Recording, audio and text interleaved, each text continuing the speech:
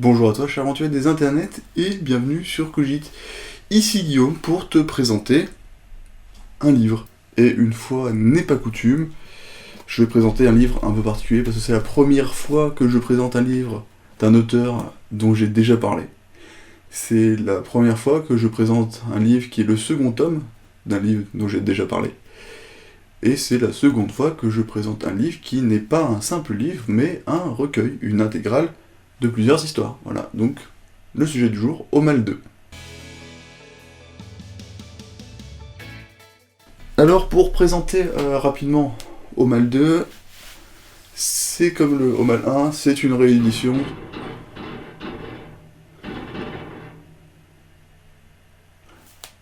Donc Aumale 2, c'est comme Aumale 1, c'est une réédition, c'est une intégrale. On a, cette fois-ci, au lieu de 2 histoires, on a une histoire et 7 nouvelles. Voilà, globalement l'histoire elle s'arrête à l'endroit où est mon marque-page. Je lirai les nouvelles plus tard, mais je vais pas les présenter, parce qu'il faut quand même vous ayez quelque chose à lire. Autre grande spécificité de ce livre, c'est quand même son univers, parce qu'on est sur de la SF, on est sur du space opéra, on est sur du BDO, du Big Dump Object, c'est un peu la spécialité, c'est la marque de fabrique de Laurent Genefort, qui est notre auteur. Si tu veux une présentation un peu plus détaillée de Laurent Genefort, d'Aumale, de son univers, n'hésite pas à cliquer en description, n'hésite pas à aller voir la vidéo que j'ai déjà fait où j'allais beaucoup plus loin que ce que je vais faire maintenant. Et c'est peut-être sur un i par ici si j'ai trouvé comment le rajouter dans la vidéo. Et si c'est pas le cas, il n'y aura pas de i, mais je vais montrer le coin pour rien. Bref, je vais quand même faire un petit rappel sur le premier tome, sur Aumale 1. Si jamais tu n'es pas allé voir la vidéo, c'est un résumé très rapide, et si jamais tu es allé la voir, tu n'hésites pas à sauter, à aller un peu plus loin. Et je vais faire une présentation dans l'ordre chronologique des événements, ce qui est à l'inverse de l'ordre présenté dans le livre. Donc, le première histoire de ce livre, ça va être les conquérants d'Aumale. Globalement, qu'est-ce qui se passe? On est dans du voyage. C'est un peu le point de fabrique de Laurent Genefort. On est du voyage et on a 2 principaux voyages qui sont une équipe de militaires qui cherche une arme pour se battre contre les Shield, parce qu'on est dans une période de conflit au 9e siècle entre les humains et les Shield.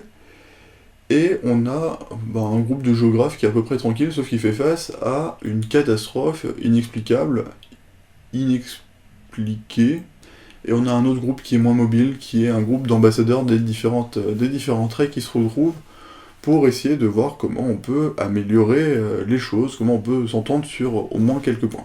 Et ces 3 groupes, bien que très différents, ils vont chacun influencer à leur façon l'avenir d'Aumale, que ce soit par la destruction, que ce soit par la diplomatie, ou par son sauvetage de façon globale.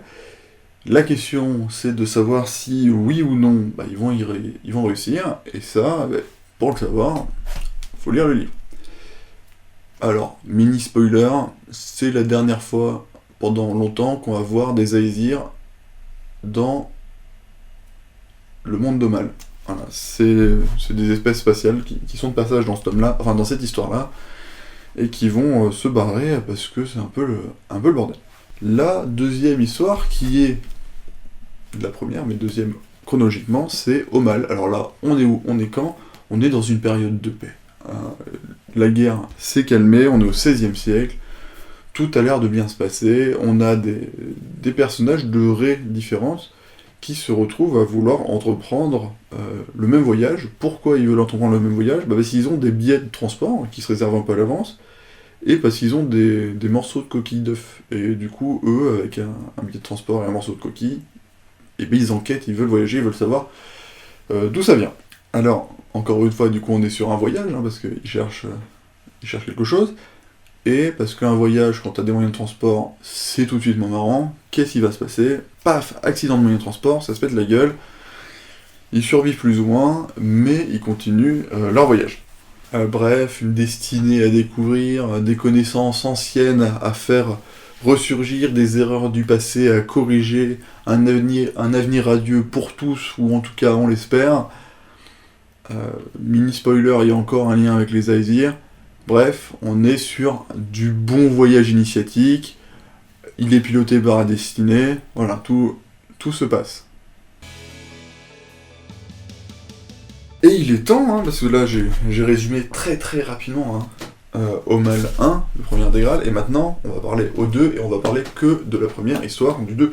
Alors au mal 2, qu'est-ce que c'est l'histoire? Quel est le bail? Déjà, ça s'appelle la muraille d'Aumale. Et dans la muraille d'Aumale, que se passe-t-il? Alors, une fois n'est pas coutume, Laurent Genefort nous propose une aventure autour d'un voyage, d'un trajet. Les personnages principaux se déplacent. Et petite particularité, ce déplacement est différent de ceux qu'on a pu avoir dans la première intégrale, parce que cette fois-ci, 1, c'est un voyage scientifique, et 2, on sait qu'ils sont censés en revenir. Alors, on ne sait pas s'ils vont réussir, mais ils sont censés avoir la volonté quand même de se dire « j'y vais et je reviens », c'est un aller-retour. Alors, que se passe-t-il et quand sommes-nous? Parce que j'ai dit, c'est une importance. On est au XVIe siècle, et au XVIe siècle, on sait que c'est la paix. Sauf que la paix, c'est pas évident. Et là, bon, globalement, les zones où ils sont en contact les uns avec les autres, les restes en contact, ça s'appelle les bordures, voilà. C'est les frontières, finalement. Et que se passe-t-il qui pourrait mettre en danger cette paix? Et bah, c'est qu'il y a un troupeau d'humains, un paquet d'humains, genre des dizaines de milliers, des millions d'humains, qui sont un peu dans le style fanatique, les espèces différentes, on n'est pas hyper fan, et eux, ils viennent à peu près du centre de l'ère humaine, et ils se barrent, et ils vont dans tous les sens. Et ce qui est con quand tu pars du milieu, et que tu vas dans n'importe quelle direction, c'est que tu arrives rapidement sur les côtés. Et la grande question qui se pose et qui nécessite une intervention scientifique, c'est de se dire, mais pourquoi ces mecs qui sont là-bas depuis au moins 16 siècles ont tout d'un coup décidé de se barrer, de mettre le truc à feu à sang, de piller, de violer, voilà. Et pour comprendre ça, il va falloir aller en Landor. Et le Landor, c'est une zone de 1 Gaïa, donc la surface de la Terre, délimitée par une muraille, la muraille sainte qui donne son nom à l'histoire. Et pour y aller, qu'est-ce qu'ils font les scientifiques? Ils prennent une nef. Une nef, c'est la même chose qu'on a vu tout à l'heure. C'est un gros dirigeable, c'est globalement ce qu'on voit là. Hein. Ça vole, c'est gigantesque, ça fait lors des kilomètres de long. Tu veux mettre plein de gens dedans, ils prennent une nef pour aller jusqu'au Landor, prendre des photos, savoir, essayer de comprendre ce qui se passe. Sauf que, on le sait, si les moyens de transport ont l'air de bien fonctionner, il faut que les moyens de transport disparaissent. Donc, la nef, qu'est-ce qu'elle va faire? Elle va se planter dans le sol, voilà, globalement. Mais, petit coup de chance, quand même, tout le monde ne meurt pas, et sur les gens qui ne meurent pas, il y en a qui ont encore envie d'y aller, qui ont une petite curiosité scientifique, qui se disent « on va aller voir le Landor ». Et à la tête de cette expédition, on a un Shield, une sorte de... Donc je dis c'est une des raies, je veux dire c'est une sorte de grosse fourmi d'un bon 2 mètres, 2 mètres et demi. Problème, c'est que le Shield c'est un peu le démon pour les Landoriens, pour ces fanatiques. Donc il va falloir être un peu discret et donc se rendre en tant que Shield et en tant qu'humain plus ou moins civilisé dans un endroit où ils n'ont jamais été, le Landor, passé la muraille sainte. Et là, on est un peu en train de se dire, mais que se passe-t-il? Qu'est-ce qui les a poussés dehors? Alors, est-ce que c'est leur simple folie? Est-ce que c'est une catastrophe? Est-ce que c'est une rétribution divine? Est-ce que c'est la fin du monde en général, la fin d'Aumale, qui cause ces migrations violentes? Eh bien ça, je vais pas vous le dire. Et je vais pas vous le dire, surtout que eux-mêmes ne le savent pas au moment où l'histoire commence et jusqu'où je vous l'ai raconté, donc ça va être l'occasion pour vous de le découvrir en même temps qu'eux. En tout cas, je peux déjà vous prévenir, ils vont croiser quoi? Ils vont croiser du brigand, ils vont croiser de l'officiel, quelqu'un qui a des rôles officiels, sauf que, si c'est un mec sympa, peu d'intérêt, donc de l'officiel corrompu, histoire que ça soit le bordel. Ils vont croiser des chefs de guerre, ils vont croiser... des populations oubliées, des gens qui sont revenus aux premiers âges de la civilisation. Ils vont traverser des zones de quarantaine, comme nous on a eu avec le Covid pendant 2 ans. Ils traversent des zones où les gens ne sont pas censés en sortir. Ils vont croiser aussi des reliques des premiers âges, ils vont croiser des reliques archéologiques qui vont aussi pouvoir nous révéler des éléments sur la colonisation, sur les débuts de l'humanité, des Shield, des Hodgkins, sur Aumale. Voilà. Bref, là j'ai donné plein de noms, donc si tu veux en savoir plus, encore une fois, va voir mon ancienne vidéo, et surtout, prends le livre, achète-le, lis-le, Et pour te convaincre que c'est important de le lire, je vais te donner mon avis. Et concernant mon avis, je maintiens ce que j'ai dit lors de ma présentation du premier tome, et ben on a la même chose sur le second. On passe globalement un très bon moment à découvrir un univers entier, on découvre des espèces, on découvre des cultures, et surtout on découvre des cultures dans le temps, voilà. Il y a une dimension historique, c'est pas quelque chose de fixé, et du coup c'est hyper intéressant à découvrir, et logiquement on comprend très vite pourquoi chacun des intégrales fait son petit millier de pages. Ça peut paraître un peu long comme ça, mais cela se lit bien, ça se reprend bien si jamais t'as besoin de faire une pause, donc là-dessus, pas de soucis. Laurent Genefort, il nous propose, avec la mécanique du voyage, très bonne œuvre de SF, de space opéra et plus généralement de BDO. Pour moi, ça va être un bon 8 sur 10. Je continue de présenter des livres qui me plaisent, donc je leur mets toujours des bonnes notes.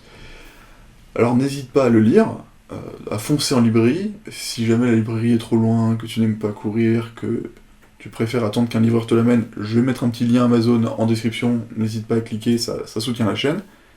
Et tu serais sans doute le premier à le faire depuis que j'ai créé la chaîne. Pense surtout à t'abonner, liker, déliker, reliker, déliker, reliker. Enfin, l'état final de ton compte, ça va être je suis abonné à Cogit, j'ai liké sa vidéo, j'ai liké potentiellement toutes ces vidéos, j'ai partagé. Enfin, je me fais plaisir et je fais plaisir. Notre escale littéraire arrive ici à sa fin, alors n'hésite pas à aller voir une autre vidéo si tu as envie de pouvoir continuer, ou à attendre la prochaine pour en savoir un peu plus sur mes lectures, sur mes avis, enfin je ne sais pas. Merci pour ton soutien, à bientôt, salut!